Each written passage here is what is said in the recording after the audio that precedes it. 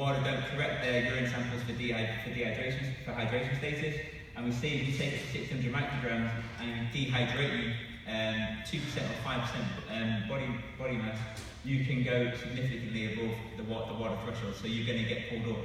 So this sort of really flags up that athletes should not rely on inhaled salbutamol to control their symptoms, because they're likely to give a positive doping test regardless of whether that inhaler might improve performance on them. So, next little summary. Acute or long-term doses of short-acting beta-2 agonists do not seem to improve endurance performance. However, high doses of inhaled beta-2 agonists can result in salbutamol going above the 12,000 nanograms per milliliter in the urine, and that's going to give them a positive test. So, good control, good education of the athlete is imperative to make sure this doesn't happen. So I haven't talked about strength and power performance. And recently, we haven't really looked at strength and power performance, but there's been some studies coming out of Scandinavia and some of the work we've been doing ourselves looking at this. And I'm going to use this model of oral beta-2 agonists initially just to demonstrate the purpose. Now, Martin Hostock in his group, in part of his PhD, looked at taking a high dose of tebusolene prior to performing maximal voluntary contraction of the quadricep, and they demonstrated there's a significant improvement in maximal strength. They demonstrated a significant improvement in power output. They demonstrated an elevated lactate from a Wingate, but no change in their endurance time trial. So they suggested that beta-2 agonists may improve strength and power, but not endurance, which ties into our inhaled beta-2 agonist story so far.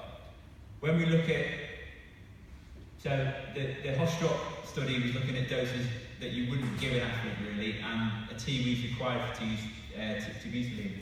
So Calcium said, well actually let's play devil's advocate. Let's take the maximum amount of salbutamol we can take. So we take 1600 micrograms of salbutamol. We'll take 200 micrograms of salmeterol, we'll take 36 micrograms of formoterol, all before we do 100 metre swimming performance, and let's see what happens. And what they demonstrated was that there's a significant improvement in both asthmatic and non-asthmatic individuals following taking high doses of salbutamol, salmeterol and formoterol, all in combination.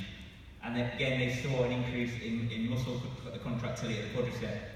And the mechanism they proposed was that this was due because there was an improvement in anaerobic ATP utilisation, there was an improved rate of sodium potassium ATPase, and there was also an enhanced rate of calcium release and uptake from the sarcoplastic reticulum. So we're starting to see actually evidence if you take it a lot, these are sort of still super therapeutic doses, but they're within guidelines that WADA say, you can go above. You can have an improvement in strength and power. So that's on an acute basis. Now Hostock took it a step further and said, well, let's give these guys oral tebusolene daily for 4 weeks. What happens then? Is it just an acute effect, or is there some long-term effect? They gave them 5 milligrams per 30 kilograms of body weight oral tebusolene to use twice daily for 4 weeks. They demonstrated after that 4 weeks that muscle forces in the quadricep increased. They demonstrated mean power output from 30-second cycling increased. Lean body mass increased by about 2 kilograms. And they also did some muscle biopsies and demonstrated cross-sectional distance in the fibres increase, so the size of the muscle fibres are increasing. And they suggested that muscle hypertrophy was the primary mechanism underlying the enhancements in muscle force and peak power during cycling from chronic use of inhaled beta-2 agonists. High dose levels. So we took that model and we said, well, let's look at if an athlete takes a long-acting beta-2 agonist on a daily basis over the course of 5 weeks, does that improve their sprint performance? So we gave athletes either placebo, or we gave them 24 micrograms of formoterol or 200 micrograms of salmeterol to take on a daily basis.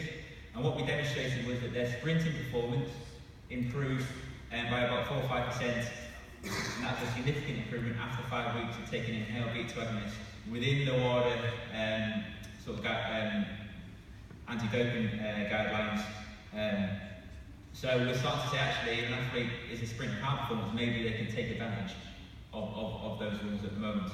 So to summarise, appropriate use of inhaled therapy can improve airway health and exercise performance in individuals with asthma and EIB. There's limited data to suggest this is also the case in elite athletes, but it would sort of make sense, and anecdotally the work that I've done suggests that. Inhaled beta-2 agonists are unlikely to improve endurance performance, but there's emerging evidence to suggest that large doses of inhaled beta-2 agonists may improve sprint and power performance, which maybe is a question we've got back to worry about how they might deal with that, about the regulation of asthma use. So thank you. I'd just like to thank my sort of partners in crime, help collect the data, and I'm happy to take any questions.